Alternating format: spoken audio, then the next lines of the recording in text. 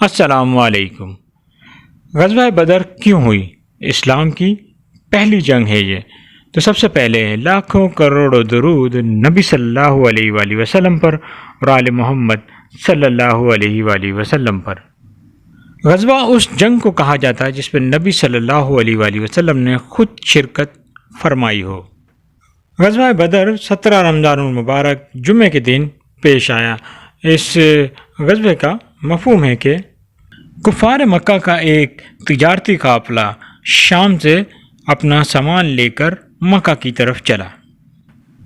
اس تجارتی قافلے پر تمام کفار مکہ کا پیسہ لگا ہوا تھا، حتیٰ کہ عورتوں نے بھی اس تجارتی قافلے پر اپنا پیسہ لگایا ہوا تھا، اور اس قافلے میں 1000 اونٹ تھے جن پر مال و اسباب لدا ہوا تھا۔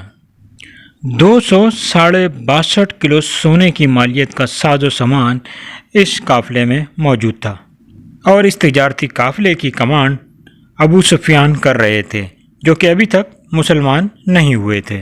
اس قافلے کی حفاظت کے لیے ابو سفیان اپنے قافلے سے 1-2 میل آگے نکل جایا کرتے تھے علاقے کی نگرانی کرنے کے لیے۔ ان کو ایک کنویں کے پاس 2 لڑکیاں بیٹھی ہوئی دکھائی دی کہ وہاں جا کر رکے، تو لڑکیاں آپس میں بات کر رہی تھیں کہ ابھی ایک قافلہ آنے والا ہے کہ میں تمہیں اس میں سے ہار دلوا دوں گی۔ ابو سفیان کو حیرت ہوئی کہ انہیں قافلے کی خبر کیسے ہوئی۔ ابو سفیان نے ان لڑکیوں سے پوچھا کہ تمہیں قافلے کا کیسے پتہ؟ تو ان لڑکیوں نے کہا کہ ابھی 2 لوگ یہاں آئے تھے اور یہاں بیٹھے تھے، تو وہ بات کر رہے تھے تو ہم نے ان سے سنا تھا۔ ابو سفیان نے ان سے کہا کہ یہ کہاں بیٹھے تھے اور ان کی سواری کہاں تھی؟ لڑکیوں نے جگہ بتائی۔ ابو سفیان اس جگہ گئے جہاں ان جانور بندھے ہوئے تھے۔ انہوں نے جا کر ان جانوروں کی مینگنیوں کو چیک کیا اور اس مینگنی کو توڑا تو اس میں سے کھجور کی گٹلیاں نکلیں۔ ابو سفیان انتہائی سمجھدار انسان تھے۔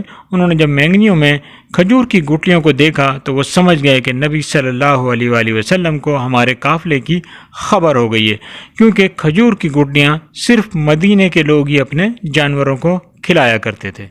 اور ابو سفیان فوراً وہاں سے دوڑے اور ایک شخص کو مکہ کی جانب بھیجا کہ وہاں سے لشکر لے کر آ جائیں، کیونکہ ہمارے قافلے کو مسلمانوں سے اب خطرہ ہے۔ اور یہ شخص تیز رفتار اونٹ پر مکہ پہنچا، اور مکہ پہنچنے سے پہلے اس نے اونٹ کو زخمی کیا اور اس کا خون اپنے کپڑوں پر لگایا اور اپنے کپڑے پھاڑ لیے، اور مکہ میں داخل ہوتے ہی چلانے لگا مدد مدد مدد، اور سارا مکہ اس نے اکٹھا کر لیا اور ساری صورتحال بتائی۔ مکے کے سبھی بڑے بڑے سردار اس جنگ کے لیے فوراً تیار ہو گئے، اور انہوں نے 1000 کا لشکر تیار کیا، اور اس لشکر کا سپہ سالار ابو جہل تھا۔ ابو لہب اس جنگ کے لیے نہیں آیا، اس نے اپنی جگہ ایک دوسرے شخص کو بھیجا، اور اس لشکر میں گانے والیاں اور ناچنے والیاں بھی شامل تھیں۔ اگر کہیں کمزور پڑیں تو یہ گا گا کر ہماری ہمت بڑھائیں۔ تمام جنگی ساز و سامان کے ساتھ یہ لشکر مسلمانوں کے خلاف جنگ کے لیے نکل پڑا۔ نبی صلی اللہ علیہ وآلہ وسلم کو ابو سفیان کے تجارتی قافلے کا علم ہو چکا تھا، اور آپ صلی اللہ علیہ وآلہ وسلم نے صحابہ علیہ رضوان کی رغبت پر چھوڑ دیا کہ جسے چلنا ہے وہ ساتھ چلے، اور مسلمانوں کا مقصد صرف اس تجارتی قافلے کو اپنے قبضے میں لینا تھا اور اس پر شب خون مارنا تھا، کیونکہ مکے والے مسلمانوں کے جانی دشمن تھے، اور انہوں نے مسلمانوں کو مالی، جانی اور جسمانی ہر طرح کا نقصان پہنچایا تھا، اور مسلمانوں کے پاس اس وقت یہ بہترین موقع تھا کہ وہ کفار مکہ کو مالی اقتصادی طور پر کمزور کر دیں۔ بالکل اسی طرح یہ واقعہ تھا کہ جیسے آج کے دور میں جب 2 ملکوں میں آپس میں جنگی صورتحال ہوتی ہے تو اس کی معیشت کو تباہ کیا جاتا ہے، اور آج کل کی موجودہ معیشت جو ہے وہ تیل ہے، تو دونوں ملکوں کی کوشش ہوتی ہے کہ اس کے تیل کے ذخائر پہ قبضہ کر لیا جائے یا تباہ کر دیا جائے، اور اس زمانے میں تجارتی قافلے سب سے بڑی معیشت ہوتے تھے۔ اور مسلمانوں کے اس لشکر کی تعداد 313 تھی، اور دوسری روایت میں 314 تھی، تو یہ لوگ نبی صلی اللہ علیہ وآلہ وسلم کی قیادت میں نکلے۔ مسلمانوں کے اس لشکر میں 70 اونٹ تھے اور 2 گھوڑے تھے، اور ایک اونٹ پر 2-3 لوگ باری باری سوار ہوتے تھے، اور کسی قسم کا جنگی سامان نہیں تھا، کیونکہ مسلمان جنگ کی غرض سے نکلے ہی نہیں تھے۔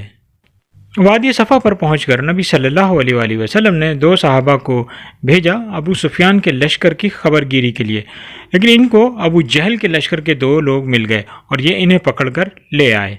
آپ صلی اللہ علیہ وآلہ وسلم نے ان سے دریافت کیا کہ ایک دن میں کتنے اونٹ ذبح ہوتے ہیں؟ انہوں نے کہا 10 اونٹ۔ اور آپ نے فرمایا کہ 100 افراد ایک اونٹ کھاتے ہیں، تو لہٰذا لشکر 900,000 کا ہے۔ اور ادھر ابو سفیان نے ابو جہل کو پیغام پہنچایا کہ میں سمندر کے راستے سے اپنے قافلے کو بحفاظت لے کر نکل گیا ہوں۔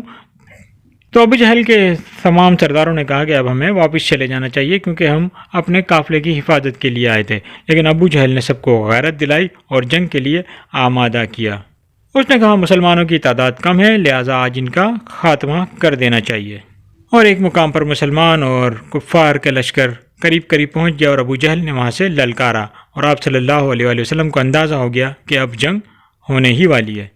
آپ صلی اللہ علیہ وآلہ وسلم نے اللہ سے دعا فرمائی کہ یا اللہ اس لشکر کی حفاظت فرما، ورنہ دنیا میں اس کے بعد کوئی تیرا نام لینے والا نہ ہوگا۔ اور اللہ تعالیٰ نے مسلمانوں کی مدد کے لیے 5000 فرشتے بھی اس جنگ میں بھیجے جنہوں نے قتال میں حصہ لیا۔ جنگ شروع ہو گئی تو حضرت عبد الرحمن بن عوف رضی اللہ تعالیٰ عنہ کے پاس 2 نوجوان صحابی جن کی عمر 17 اور دوسرے صحابی کی عمر 20 سال تھی آئے اور ابو جہل کے بارے میں پوچھا۔ آپ رضی اللہ تعالیٰ عنہ نے ہاتھ کے اشارے سے ابو جہل کا بتایا تو دونوں ابو جہل کی طرف دوڑے اور اس کو وہیں قتل کر دیا۔ یہ دونوں صحابی بھائی تھے اور حضرت معاذ رضی اللہ تعالیٰ عنہ شہید ہو گئے تھے۔ ابو جہل کے بیٹے اکرمہ نے انہیں شہید کیا تھا۔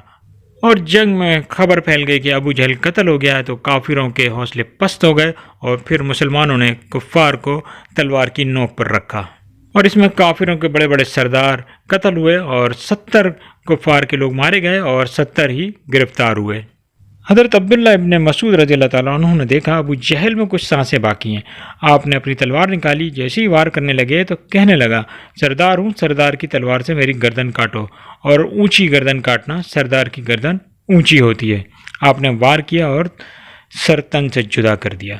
آپ صلی اللہ علیہ وآلہ وسلم نے فرمایا میری امت کا فرعون ابو جہل ہے اور میرا فرعون موسیٰ علیہ السلام کے فرعون سے بڑا ہے، کیونکہ موسیٰ کے فرعون کو جب سمندر میں غوطہ لگا تو کہنے لگا کہ میں موسیٰ کے رب پر ایمان لایا، اور یوں اللہ تعالیٰ نے مسلمانوں کو فتح عظیم عطا فرمائی۔